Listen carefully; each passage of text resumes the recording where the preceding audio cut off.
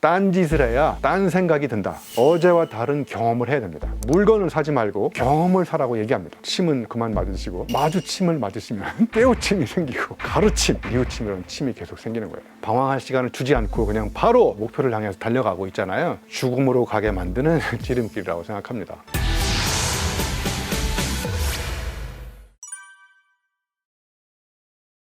인생의 방향을 잡는 유일한 방법은 아니지만 확실한 방법은 시행착오, 우여곡절, 파란만장한 방황을 해봐야 그 속에서 방향이 나온다고 생각합니다. 제가 그래서 사방 시리즈를 개발했어요. 방탕을 해보면 방랑을 할 수 있고, 방랑을 해보면 방황을 할 수 있고요. 방황을 해본 사람만이 인생의 방향을 잡을 수 있어요. 제 고향이 충북 음성이거든요. 중학교 때까지 제가 수렵, 어로, 채취, 농경 생활하고 돈이 없어가지고 제가 인문계 고등학교를 못 가서, 그때만 해도 이제 돈을 많이 내야 되니까요. 먹여주고 재워주고 취직시켜주는 이제 수도 전기 공고에 가서 용접을 하다가 제가 원하던 학교가 아니었다는 걸 뒤늦게 깨달았지만 그냥 졸업이라는 거를 해야 되겠다. 어차피 어디 나가서 먹을 데도 없고 재워줄 데도 없으니까. 그래서 경기도 평택 화력발전소 졸업 후에 취업을 했죠.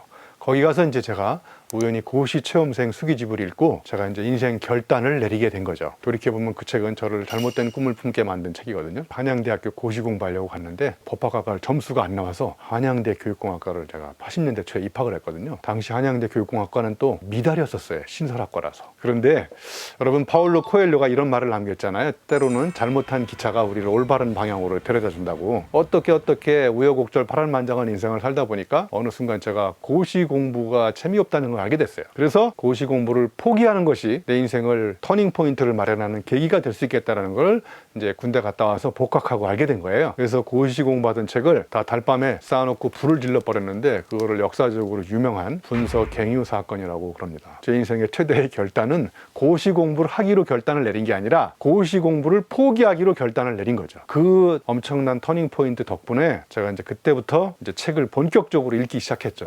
아주 솔직히 고백하면 저는 대학교 1학년 2학기 복학하기 전까지 책을 읽을 시간이 없었습니다. 자, 어렸을 때 자연에서 놀았잖아요. 시골에서. 그 다음에 고등학교 2학년 때부터 술 마시고 방탕 생활을 하기 시작했고, 평택에 가서 유흥가에서 놀고, 그러다가 이제 뒤늦게 책 읽는 재미에 빠져가지고, 아, 공부한다는 게 이렇게 재미있구나, 정말 엄청난 방황 끝에 알게 된 거죠. 그러니까 곡선의 물음표를 갖고 방황을 해야 직선의 느낌표를 발견할 수 있거든요.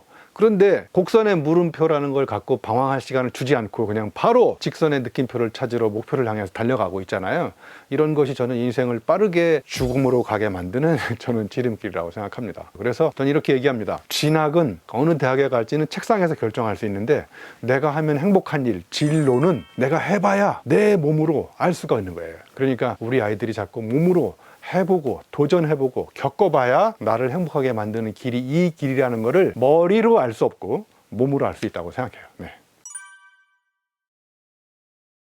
절대로 포기하지 마라를 인생의 금원처럼 믿고 있는데, 그걸 믿고 한계에 도전하다가 사람이 죽을 수 있다는 것을 제가 사하라 사막에서 경험한 사람이에요. 저는 2007년도에 교통사고가 크게 나가지고요. 제 갈비뼈 양쪽에 5개, 왁 7개 부러지고 팔뼈, 목 이렇게 안 돌아갔었는데, 제가 매일 30년 이상 운동을 해서 그런지 빨리 회복돼가지고 이제 2012년도에 사하라 사막에 가서 6박 7일 동안 울트라 마라톤을 뛰러 갔거든요. 저는 거기 왜 갔냐면 궁극적으로 인생 전반전을 살았으니까 인생 후반전을 어떻게 살아야 될지를 정말 디지털리 접속이 안 되는 사하라 사막 한가운데 가서 왜 인생이 사막인지 사막한테 물어보러 간 거거든요. 그런데 제가 6박 7일 250km 뛰다가 3일째 되는 날 120km 지점에서 탈진 상태가 와서 레이스를 포기할 수밖에 없었어요. 그래서 레이스를 포기한 덕분에 세계적인 명언을 남기고 왔어요. 절대로 포기하지 마라, 이런 말을 절대로 쓰지 마라. 세계 최초로 남긴 명언이에요. 한계는 책상에서 알 수 없고 몸으로 한계에 도전해 본 사람만이 한계를 알 수 있다.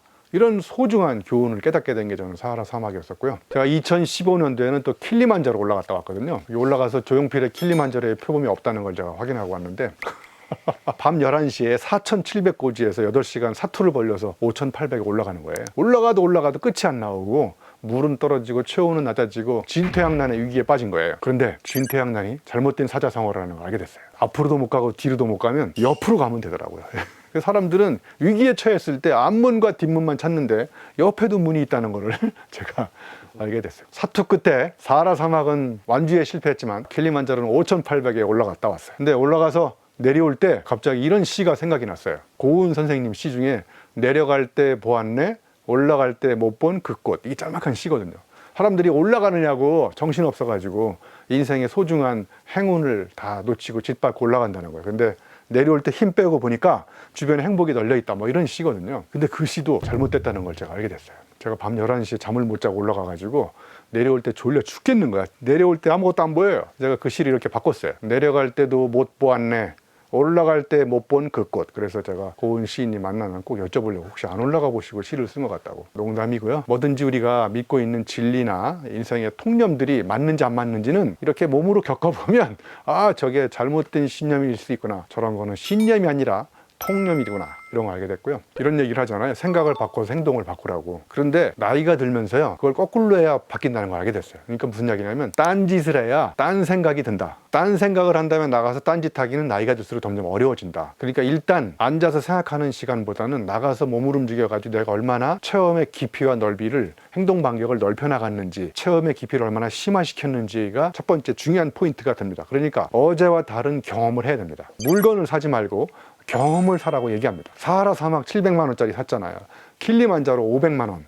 이 돈 투자하면 그만큼 내가 몸으로 겪었던 색다른 깨우침이 마주침에서 생기는 거거든요. 여러분, 침은 그만 맞으시고 마주침을 맞으시면 깨우침이 생기고 가루침, 뉘우침, 이런 침이 계속 생기는 거예요. 아무리 소중한 경험을, 재미난 경험을 했어도 내가 겪었던 경험을 어제와 다른 언어로 표현하는 게 안 된다. 그러면 그 경험은 몸에서 바깥으로 표현이 안 되고 썩는 거잖아요. 그럼 이 소중한 경험을 다른 사람들한테 어떻게 하면 재미있고 의미있게 전달할 것이냐, 이때 뭐가 필요할 거냐면 언어가 필요한 거죠. 자, 그래서 저는 이렇게 얘기하거든요. 체험이 없는 개념은 관념이고요, 개념이 없는 체험은 위험하다. 그러니까 체험하고 개념이 어제와 다르게 계속 바뀌어야 개념과 체험이 융복합돼서 어제와 다른 창조적인 표현이, 글이, 말이 나오는 거라고 저는 생각하거든요. 두 가지 중에 하나만 바꾸면 잘 안 됩니다. 그래서 제가 이렇게 대학 교수지만, 대학 교수를 여러분 지성인이라고 그러나요, 야성인이라고 그러나요? 지성인이라고 그러잖아요. 지성인의 공통점은 죄송하지만 좀 지루하거든요. 그래서 저는 지성인이지만 자꾸 밖에 나가서 자극을 받아서 지성이 길들여지기 전에 재미있는 방법으로 표현하는 이런 연습을 계속 하고 있습니다. 사람이 살아가는 데 필요한 발이 3개 있다고 합니다. 말발이 필요하고요. 말 잘한다는 얘기는 뭐 달콤한 말 그런 거 잘하는 게 아니라 품격 있는 언어를 선택해가지고 사람들을 감동을 주는 이런 말을 하는 사람 있잖아요. 그리고 똑같은 글인데 어떤 사람은 글을 읽어보면 정말 감동적인 글이 많잖아요. 그래서 말발과 글발 두 가지가 필요하고, 마지막에 한 가지 또 발은 끝발이라고 합니다. 그래서 산발이를 갖고 다니셔야 되는데 그게 안 되면 이제 오리발을 내미셔도 되는 거예요. 결국 글을 쓴다는 건요, 테크닉의 문제가 아니라고 생각해요. 글은 삶의 문제라고 생각해요. 결론부터 얘기하면 내 삶을 능가하는 글을 쓸 수 없고요, 내 삶을 능가하는 글을 읽을 수가 없습니다. 예를 들면 니체의 짜라투스란 이렇게 말했다가 어려운가요? 쉬운가요? 쉽지 않거든요. 어려운 이유가 뭐냐면 니체처럼 그렇게 치열하게 삶을 살지 않았기 때문에 니체의 삶이 안 읽히는 겁니다. 그러니까 독서법을 배울 게 아니라 니체 책을 읽으려면 한마디로 얘기하면 니체처럼 살아야 돼요. 그렇게 똑같이 살 수는 없으니까 가급적 그렇게 살려고 노력하면 니체 책이 읽히거든요. 내가 삶을 바꾸지 않으면 내 삶을 바꾸지 않은 것만큼 내 글도 바꿀 수가 없습니다. 정말 멋진 글을, 감동적인 글을 쓰려면 인생이 일단 파란만장해야 돼요. 사건 사고가 많아야 되고, 제가 이렇게 조금 글이 먹히는 이유는 사건 사고가 많잖아요. 어렸을 때부터 술도 많이 마시고 방탕생활도 해봤고 그래서 이런 다양한 경험의 깊이, 넓이가 제가 글 쓸 수 있는 깊이와 넓이를 결정하는 거니까, 글을 잘 쓰는 방법, 테크닉으로 자꾸 부르차려고 하지 마시고 어제와 다르게 조금 다른 삶을 사시고 어제와 다르게 올바른 삶을 사세요. 다른 사람들한테 모범이 될 만한 삶, 이런 삶이 모범이 될 만한 글을 쓸 수 있는 원동력이 된다고 생각해요. 기억은 휘발성이 강해가지고 금방 사라지지만 기록은 오래 남잖아요. 그래서 기억은 짧고 기록은 길다, 이런 말이 있는 것처럼 여러분의 머리를 믿으시면 안 됩니다. 그래서 뭔가 아이디어가 떠오를 때 녹음을 해도 좋고, 메모장 디지털로 하셔도 좋고, 저처럼 아날로그처럼 메모장을 갖고 다니면서 메모해도 좋고요. 그래서 여러분이 경험을 하는 모든 순간, 똑같이 하루를 살았는데 누군가는 그 경험하는 순간에 어떤 인사이트가 떠오르면 그걸 붙잡아 가지고 메모한 흔적이 있는 사람이 있고, 어떤 사람은 그냥 지나갔던 순간의 흔적으로 사라질 수 있거든요. 그러면 이게 하루 이틀 지나는 사이에 어떤 사람은 메모장에 자기가 갖고 있었던 경험이 쌓이거든요. 예를 들면 지나가다가 나뭇가지를 찍는 거예요. 사진으로 거기다 짤막하게 이렇게 메모를 하거든요. 여러 가지지만 마찬가지입니다.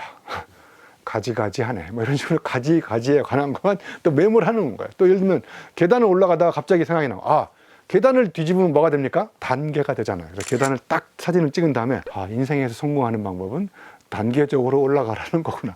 이런 식으로 일상에는 아이디어의 천국이니까 그 아이디어를 사진 찍고 메모하시고 기록한 다음에 그걸 여러분 경험을 반추하면서 글을 쓸 때 그런 글들을 이렇게 자꾸 붙여서 연결해보고 다른 방식으로 접속해보고 이렇게 해보면 좋을 것 같습니다.